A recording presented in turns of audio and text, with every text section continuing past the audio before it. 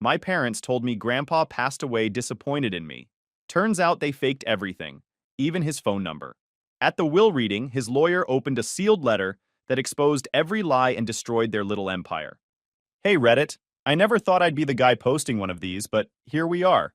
Let's just say my family managed to turn greed into a full-time job, and I ended up being the only one who didn't play along.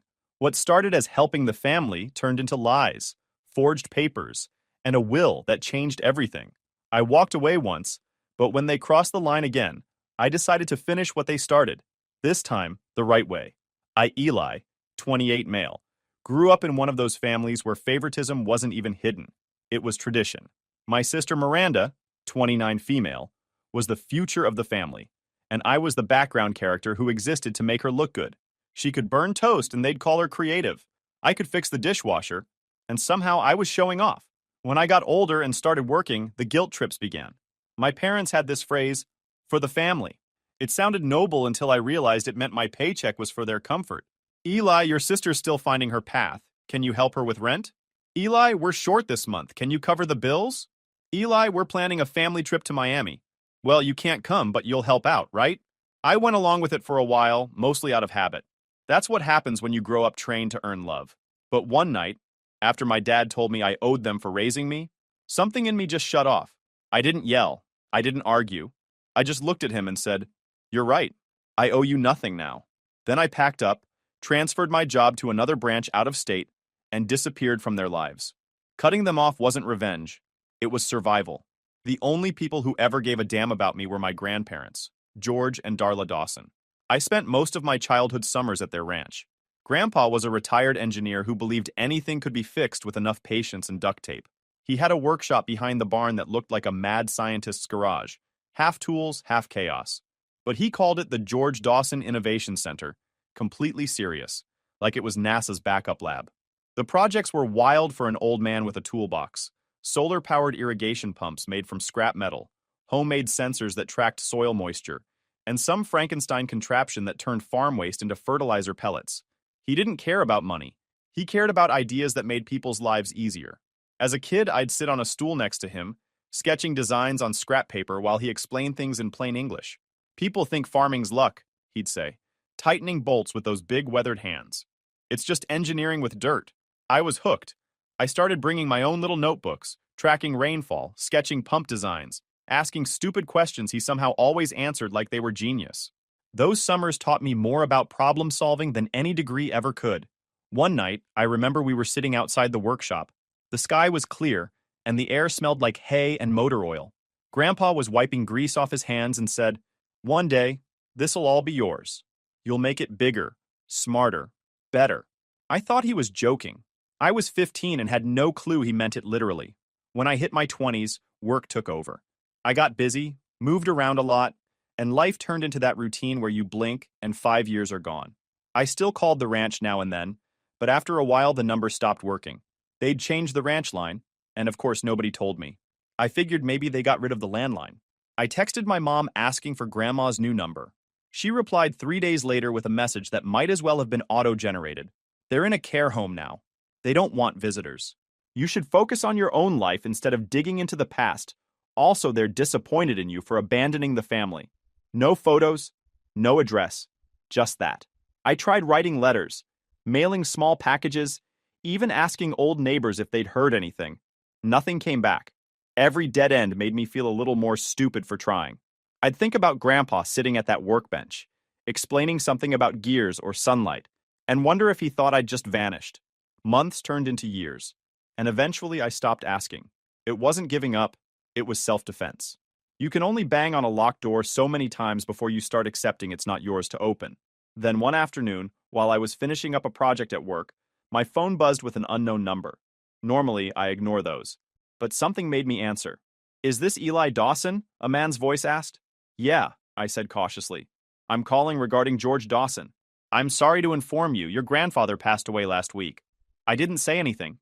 I just sat there staring at the wall. The man kept talking. Something about arrangements, a reading, some documents I'd need to sign. But my brain went blank. My first thought wasn't sadness. It was anger. Not at Grandpa, at my parents. Because if what that lawyer was saying was true, It meant they'd lied about everything.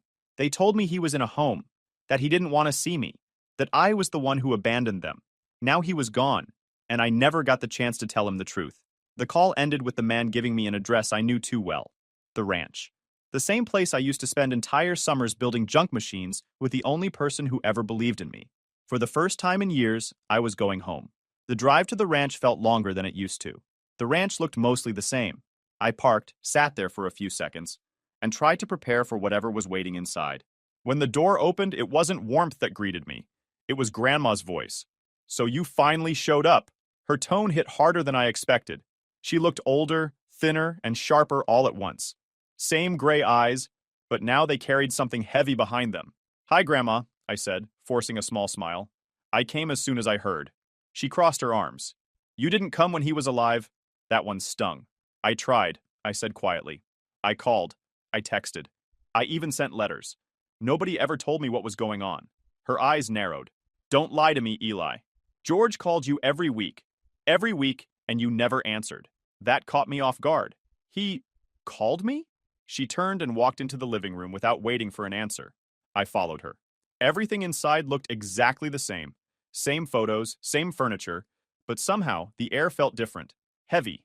She stopped by the old phone table and pulled out a small spiral notepad, its corners bent and yellowed. "This," she said, flipping through the pages, "is the number he dialed every time, until the day he couldn't anymore." I took it from her. The handwriting was definitely Grandpa's. Messy, but confident. But the number? It wasn't mine, not even close. I stared at it for a long second. "This isn't my number," I said. "It never was." Her expression faltered for the first time. "What?" "I've had the same number since high school," I said, pulling out my phone and showing her. "Look, I even texted Mom asking for your contact info. She told me you were both in a care home and didn't want visitors." Grandma's mouth opened slightly, like she wanted to say something but couldn't. She sank into the armchair, still gripping the edge of that notepad like it was proof of something that didn't make sense anymore. "They told us you changed your number," she said finally. "That you said you didn't want to be bothered. That you were ashamed." I laughed.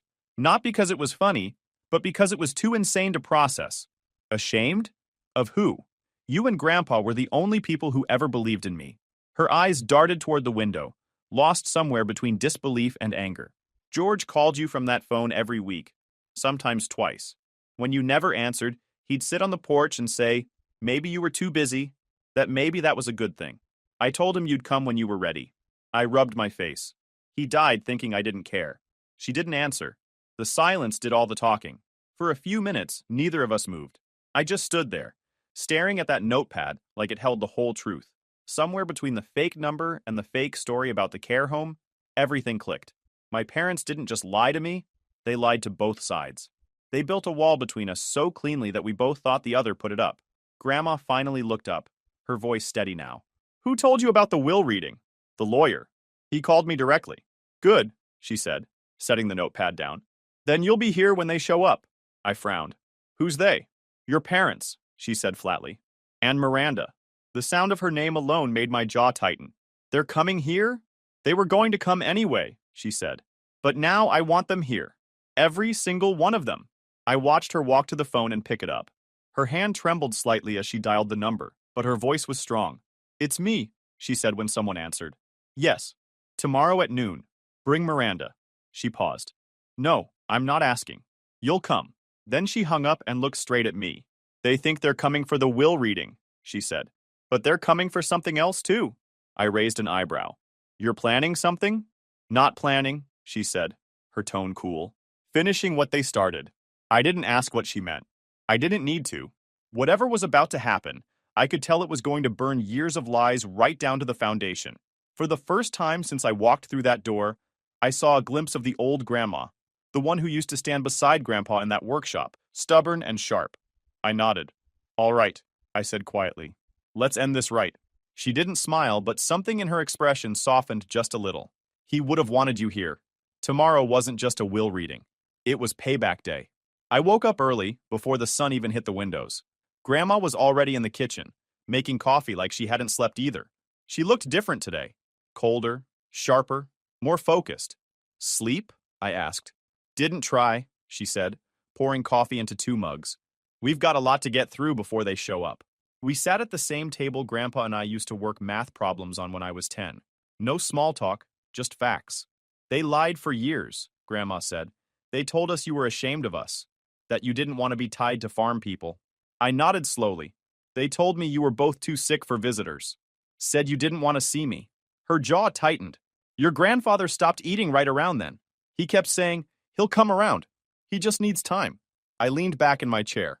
They're professional liars. They probably had a story ready for every question. They did, she said. They told everyone you ran off to chase money. That you said you were embarrassed by your grandfather's small workshop. I laughed, short and dry. Yeah, because God forbid anyone think I admired the only man in this family who actually worked for something. Her eyes softened. I believed them for a while, she admitted. Not because I wanted to, because they made it sound so certain. I didn't blame her. Manipulation was my parents' first language. By noon, the driveway crunched with tires. I looked out the window and saw the same car they used to drive to family dinners I wasn't invited to. Miranda stepped out first. Designer sunglasses, bright red heels, and that permanent look like the world owed her a thank you. My parents followed.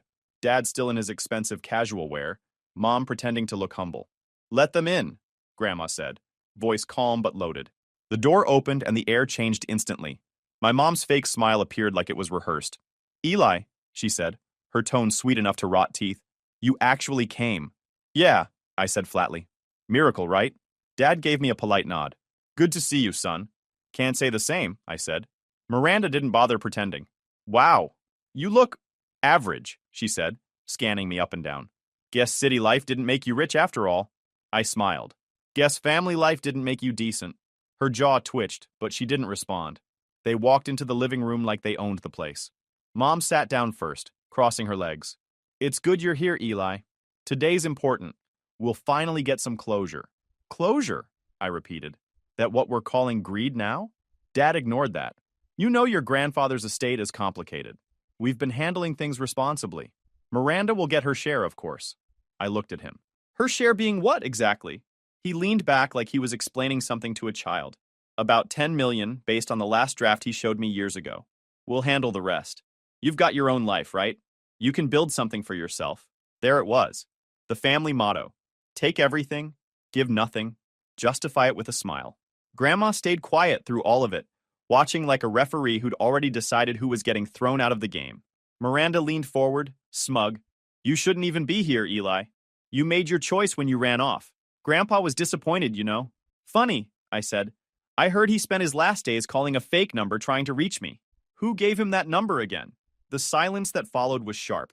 Mom's smile cracked first. Eli, you're being dramatic. No, I said, cutting her off. You're being predictable. Dad cleared his throat. Let's stay civil. The lawyer will sort everything out once he arrives. Oh, I'm sure he will, Grandma said suddenly, her voice slicing through the tension. Everyone turned to look at her. She stood up slowly, her back straight despite her age. Mr. Reeves will be here soon.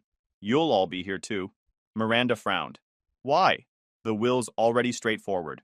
Grandma smiled for the first time all day. We'll see about that. They looked confused, but I caught the look in her eyes. The same one Grandpa used to get right before proving everyone wrong. Miranda stood up, annoyed. We didn't drive all the way here to be insulted. Then leave, Grandma said calmly. But if you do, don't come back. That shut her up fast. Dad stood, adjusting his shirt like he still had control of the room. We're here. We just want this settled. Good, Grandma said. It's time the truth got settled too. They stepped outside to cool off, and Miranda shot me one last glare. Don't think showing up changes anything, she snapped. Wouldn't dream of it, I said. You're doing a great job ruining things without me. Grandma exhaled slowly and looked at me. You handled that well. I've had practice, I said. She sat back down, suddenly looking tired again. They think today is about money, she murmured. It's about exposure, I whispered. She gave a small nod. Your grandfather would be proud of you. I stood by the window, watching their car disappear down the road. The ranch felt quiet again, but this time it wasn't the lonely kind. It was the kind that comes before a storm. Today, I said quietly, we finish this. A knock came at the door. Grandma didn't flinch. She just gave me a look that said, it's time. I opened it to find a man in a dark suit holding a briefcase. Mr. Reeves, the family lawyer. He'd handled Grandpa's affairs for decades, the kind of man who didn't waste words or time. Inside, the living room was already set up. My parents sat together on the couch, Miranda scrolling through her phone, pretending she wasn't dying to know what she'd just inherited. Mom wore her usual fake concern face. Dad had that calm, confident look he always wore before a business win. "Good afternoon," Mr. Reeves said. "Thank you for coming. Let's get started." He opened the briefcase, pulled out a thick folder, and placed it on the table. The sound of the latch clicking shut echoed through the room like a warning. "As stated in the last will and testament of George Dawson," he began. His voice was steady, official, the kind of tone that doesn't bend under pressure. "To my beloved wife Darla Dawson, I leave our family home and a lifetime financial provision for her comfort and care." Grandma gave a small nod. She already knew that part. Mr. Reeves continued. "To my granddaughter Miranda Dawson, I leave—" Miranda leaned forward, smiling, practically vibrating in her seat.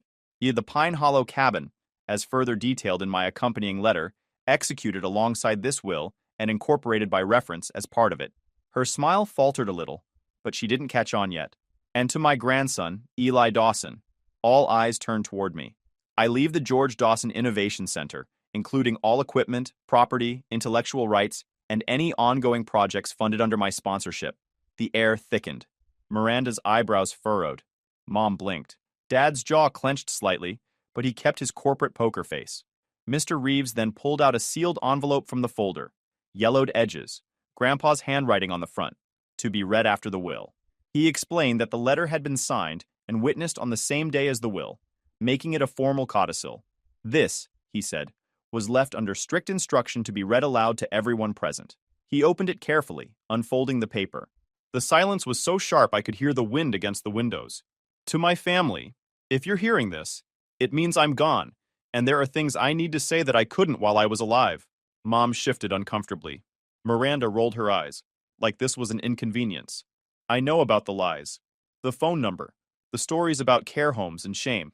All of it. I know Eli tried to reach me. I know who stopped him." That's when Mom's face drained of color. "You thought I'd die not knowing, but I'm not as easy to fool as you believed. I spent my life teaching honesty and hard work, and I will not let greed erase that. So, I rewrote my will." Mr. Reeves looked up briefly, then continued reading.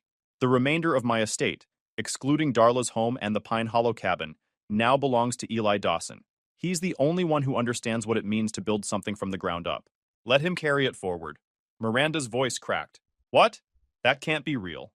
As for the rest of you, Darla aside, Miranda receives the cabin at Pine Hollow. It's small, it's old, but it's honest. Consider it a reminder of what greed costs."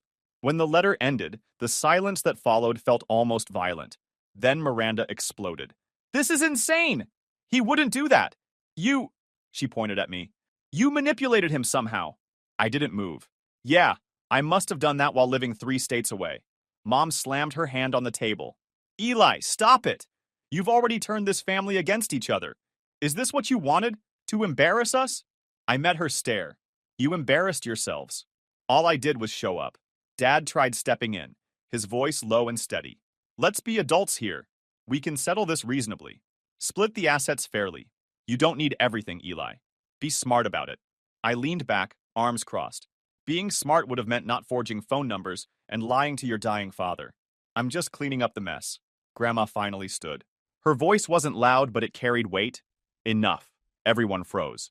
"I sat here and listened to you twist the truth for years," she said. "George saw through it in the end, and now I do too. You lied to me. You lied to him, and you used Miranda as your tool." Miranda's face turned red. "Grandma, you don't understand." "I understand perfectly," Grandma cut in. "You've mistaken manipulation for love. I only regret George left you anything at all." Mom's lips trembled, but anger beat out guilt. "You can't talk to us like that." "I can," Grandma said firmly, "and I will. You're not welcome in this house. Not today, not ever. And don't expect to see a penny from my will either." That did it. Mom's fake dignity shattered. She stood up, muttering something about legal action. Dad followed, trying to keep what little pride he had left. Miranda stormed out last, heels clacking against the floor like gunshots. The door slammed. The sound lingered, then faded into quiet. Grandma sat back down, breathing heavily. "Well," she said finally, "that's done." I exhaled for what felt like the first time all day. You okay? She nodded. Better than I've been in years. Outside, I watched their car disappear down the road again, just like before. Only this time it didn't hurt. For the first time in my life, their exit meant peace. It lasted about 4 days. Then Mr. Reeves called. His voice was steady but carried that cautious tone lawyers use when they're about to drop bad news. Eli, he said, your parents filed a legal challenge. They're contesting the will. I expected it. What I didn't expect was the angle.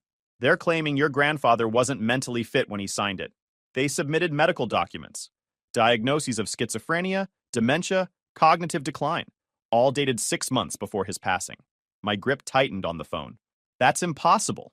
He was sharp as ever. According to Grandma, he was still testing solar prototypes in his workshop last year. I know, Reeves said, but the documents look convincing. We'll need to prove they're fake. The peace I'd earned vanished. That night, Grandma and I sat at the dining table with stacks of papers spread between us. The stress had settled on her shoulders like weight she'd carried before. They'll destroy themselves doing this, she said quietly. They already have, I replied. Now they're just trying to drag us down too. The next day, Grandma decided to call them. To reason, she said. I wasn't optimistic. I sat beside her as she dialed Dad's number on speaker. Hello? His tone was clipped, like this was business. Richard, Grandma said, I saw what you filed. This is low, even for you. Mother, he said smoothly, we're just protecting the family legacy. George wasn't thinking clearly his last year. You said yourself your memory's been slipping too. We can't rely on that will. Grandma froze. What did you just say? You forget things, Mom's voice chimed in. She must have been on speaker too. You told me once you couldn't even find your reading glasses for 2 days. We're not attacking you. We're worried. That's not memory loss, Grandma said, shaking. That's life. Dad sighed dramatically. We're trying to do this peacefully. You and Eli can avoid the embarrassment if you just agree to divide things fairly. I cut in. You mean give it all back to Miranda? Dad didn't miss a beat. You're overreacting. Grandma ended the call without another word. Her hands trembled slightly as she lowered the phone. They're trying to make me doubt myself, she whispered. They've been doing that for years, I said. This time, we don't let them win. The following morning, Reeves came over with copies of the forged reports. They looked official, stamped, signed, even included a fake neurologist's signature. If I hadn't known better, I'd have believed them. They went all in, Reeves said, setting the folder on the table. Fake hospital letterheads, doctor's notes, everything. If we can't disprove it, this could delay the estate transfer for months. Or cost us everything, I muttered. That night I couldn't sleep. Around midnight, I grabbed a flashlight and went to Grandpa's office. The workshop smelled the same. Wood polish, oil, dust, and old papers. His desk was still organized the way he liked it. Blueprints stacked on the left. Mechanical pencils lined perfectly on the right. I started opening drawers. Receipts, patents, notebooks full of designs. Nothing medical. Then I noticed the locked filing cabinet under the workbench. The key still hung on a nail by the window. Classic Grandpa. Inside were folders labeled by year.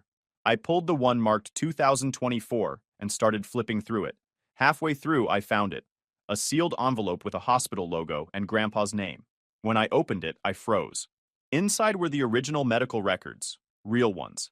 Signed by Dr. Carlson, the same doctor who'd treated Grandpa for years. The papers included cognitive test results dated just 2 months before he died. Every line read, patient alert, mentally sound, no cognitive impairment. I let out a laugh, half relief, half disbelief. You beautiful old man, I whispered. Grandpa had kept everything. The next morning, I scanned every page and made 5 backup copies. Cloud, flash drive, physical prints. I wasn't taking chances. When I showed them to Reeves, his reaction said everything. This is gold. The hospital stamp, the signature, it's all verifiable. Good, I said, because they're not going to stop. Grandma looked stronger again. George used to say, paper beats talk every time. Looks like he was right. Yeah, I said. And this time, we're going to make them eat their own paperwork. 2 days later, Reeves filed a counterclaim attaching the real records. Within hours, the court requested verification from the hospital. The confirmation came back fast. The reports my parents filed were fabricated, the signatures digitally altered. Reeves smiled when he called me. They're cornered now. Once the fraud report's filed, it's over. Good, I said. Let them finally face the mirror they built. I looked over at Grandma, sitting in Grandpa's old recliner, sunlight hitting the window behind her. For weeks, I'd seen her burdened with doubt. Now she looked steady again. They almost got me, she said softly. Almost doesn't count, I said. They underestimated you? And Grandpa. She gave a small, proud smile. And you. That night, I put the original documents back into the same cabinet, locked it, and hung the key where Grandpa used to keep it. For the first time, I understood why he'd saved everything. He didn't trust talk, he trusted proof. And now, so did I. By the end of the week, Mr. Reeves filed a full civil suit against my parents for fraud and document forgery. He didn't sugarcoat it. We're not settling quietly this time, he said. They crossed a line that can't be talked away. The court moved faster than I expected. The evidence was too solid to ignore. Grandpa's original medical files, digital timestamps, and the fake reports my parents had submitted. The hospital confirmed immediately that the documents they used weren't just altered. They were fabricated entirely. Even the supposed doctor's signature belonged to someone who'd retired 5 years before the dates shown. When the notice reached them, Mom and Dad showed up at court looking like ghosts of their old selves. Gone were the expensive clothes, the smug confidence. Even Miranda, usually dressed like she was walking a red carpet, showed up in plain jeans and a coat that didn't fit right. The judge didn't waste time. He read through the evidence, looked at their attorney, and asked one question. Do your clients deny falsifying medical documents? Their lawyer hesitated. Mom tried to interrupt, saying something about miscommunication, but the judge shut her down fast. This isn't a family argument. This is forgery. After a short hearing, the judge said he'd issue a written ruling the same day. By that afternoon, the order came down. The forged reports were declared fraudulent, and the challenge to Grandpa's will was dismissed permanently. The judge ordered them to cover all court costs and legal fees, imposed sanctions for filing false documents, and referred the forgery to the county prosecutor for review. Outside the courthouse, Miranda burst into tears. Dad stood beside her, staring at the pavement. Mom tried to look composed, but her voice shook when she turned to me. You didn't have to humiliate us like this, she said quietly. I kept my tone calm. You humiliated yourselves. I just made sure people saw it. Dad finally looked up, eyes tired and sunken. We were desperate, he muttered. I lost everything, Eli. Investments, savings, gone. The inheritance was all we had left. I just needed time. I didn't feel anger anymore, just disgust. So you destroyed Grandpa's name for money? You made him die thinking I abandoned him. You made Grandma question her sanity. And you want sympathy? He didn't respond. Mom tried to reach out, touching my arm, but I stepped back. You made me the villain in Grandpa's story, I said. Now live with it. They left in silence. Miranda didn't even look at me. The news spread faster than any of us expected. Court filings are public, and local reporters love stories about family wealth gone wrong. Within days, headlines popped up online. Couple caught forging medical records in estate battle.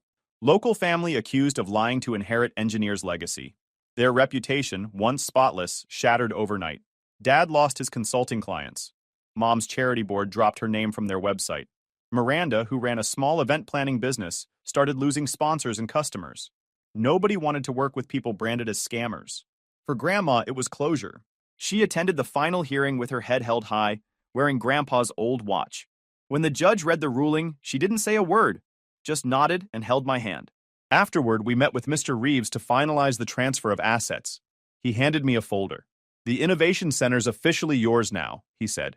Everything George built, patents, land, research rights, all under your name. It didn't feel like victory, it felt like responsibility. Over the next few months, I threw myself into rebuilding the George Dawson Innovation Center.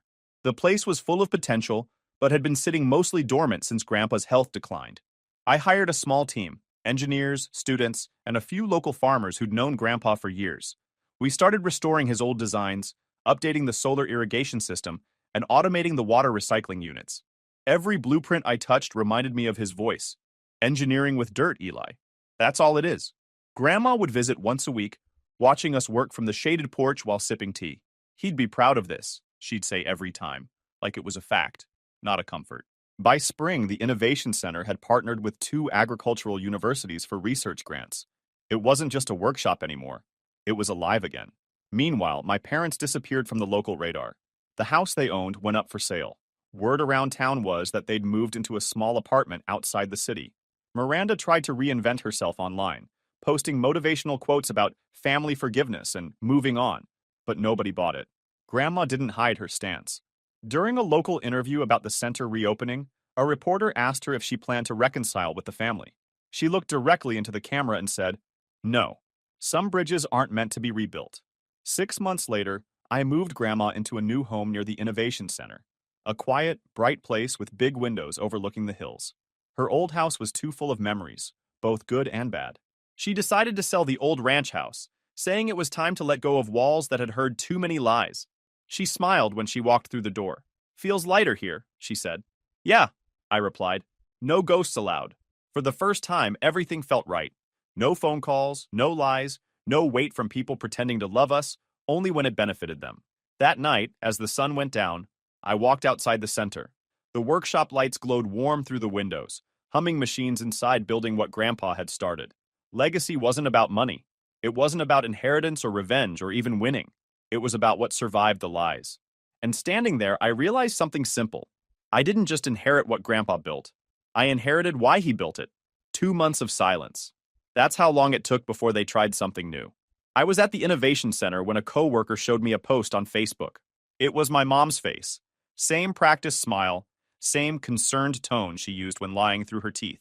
The caption read, "Our son took everything from us. Please help us protect Grandma Darla from manipulation and neglect." Attached was a GoFundMe link. The description said the money would go toward Grandma's care, but the payout account was under my dad's name. They even used old photos of Grandma from before Grandpa passed, making her look frail and confused. Within a few hours, people started sharing it. Comments poured in from distant relatives, church friends, and old neighbors. "How awful," one said. "Can't believe Eli would do that." I didn't reply. I knew better. Arguing with liars online only feeds them. But Grandma saw it that night. She was scrolling on her tablet in her room when I heard her mutter, "You've got to be kidding me." She called me in, showed me the page, and said, "They've really lost it." She stared at the screen for a long time, her jaw tight. "They think I'm some prop for their pity show," she said finally. Then she set her tea down. "All right, they want attention. Let's give them some." The next morning, Grandma asked me to set up her phone on a small tripod. No script, no fancy lighting, just her sitting on the porch with the wind in her hair. She took a deep breath, looked straight into the camera, and said, "My name is Darla Dawson. I'm not sick, I'm not confused, and I'm certainly not being manipulated. My son and his wife have lied to you. The GoFundMe they posted isn't for my care, it's for their greed." She didn't raise her voice once. Calm, steady, almost surgical. "They forged my husband's medical records. They tried to take what wasn't theirs. Now they're begging strangers for sympathy. If you donated, ask for a refund. Don't let scammers profit from family lies." She ended with one line that hit harder than anything else. "My grandson didn't take our money. He earned our trust. That's something my son never managed." She looked at me after hitting upload. That should do it. Within hours, it exploded. Her video spread through local groups faster than their GoFundMe ever did. People commented things like, "This is the real grandma," and "Can't believe they lied about her." By that evening, donations to the GoFundMe dropped to zero. The comment section turned into a battlefield. Dozens demanded refunds, tagging GoFundMe's fraud department. A local reporter even picked up the story. Elderly woman exposes family's fake fundraiser in viral video. By the next morning, the campaign was shut down permanently. The family's page vanished, but screenshots stayed everywhere. Miranda tried damage control by posting a clarification that Grandma was being influenced by outsiders, but that only made things worse. Someone leaked a clip of her yelling at a donor in public, screaming that this was supposed to fix everything. It went viral on TikTok. When the dust settled, Grandma sat back on the porch, watching the sunset. "You didn't even have to say a word," she said, sipping her tea. "They handled their own downfall." I smiled. "You're getting good at this." She chuckled softly. "Maybe a little late in life, but better late than never." For the first time, the silence that followed wasn't heavy. It was peaceful. A week later, I walked through the lab, now buzzing with new interns and fresh projects. The Innovation Center was thriving, funded by people who actually believed in something real. Miranda and my parents kept the Pine Hollow cabin. Small, honest, and exactly the reminder Grandpa wanted them to have. On my desk sat Grandpa's old pocket watch, its silver case reflecting the morning light. I could almost hear him say, "See, Eli, engineering with dirt and patience." I didn't win by arguing or yelling. I won by staying calm and letting truth do its work. And this time, the world saw it too. YouTube just dropped this new hype feature. If you're hooked on this story, smash that hype button. It tells YouTube this video deserves to blow up, and it keeps even crazier stories coming your way.